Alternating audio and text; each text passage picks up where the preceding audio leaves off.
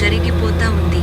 ఎప్పుడో ఇంగ్లీషు వాడు 50 సంవత్సరాలకు 1966లో అమెరికాకు లీజుకు ఇస్తే అది చెల్లదనే ఇంటర్నేషనల్ కోర్టు తీర్పు ఇస్తే మళ్ళీ దానిని మారిషస్ కి ఇచ్చినట్లే ఇచ్చే మళ్ళీ 99 సంవత్సరాలకు ఇంగ్లాండు దానిని పట్టేసిందిరా.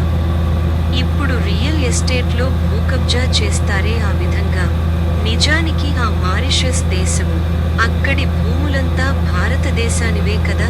కానీ ఇప్పుడు అక్కడ అంతా ముస్లిమ్స్ చేరిపోయే మన హిందువులు లేకుండా చేసేసి మన దేశానికి వ్యతిరేకంగా తయారయ్యారులే. మొన్ననే కదా మోడీ గారిని కూడా ఏదో తప్పుడు మాట మాట్లాడితే మన ప్రధాని చుక్కలు చూపించినాడు కదా ఆ మారిషస్ ప్రధానికి. ఆ సంగతి మర్చిపోయినవా ఏందే?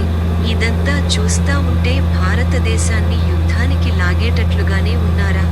అంతా ఒక కుట్ర ప్రకారమే జరుగుతా ఉందిరో.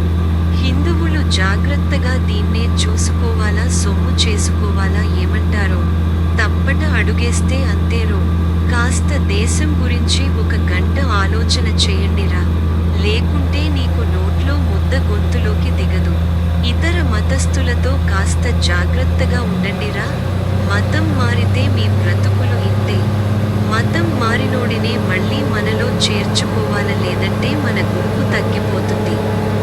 బలం తగ్గిపోయి మనం వీధిన పడిపోతాం. కాబట్టి మన సంఖ్యను పెంచుకోండి, తగ్గిపోయే ప్రయత్నం చేయవద్దు. జై శ్రీరామ్.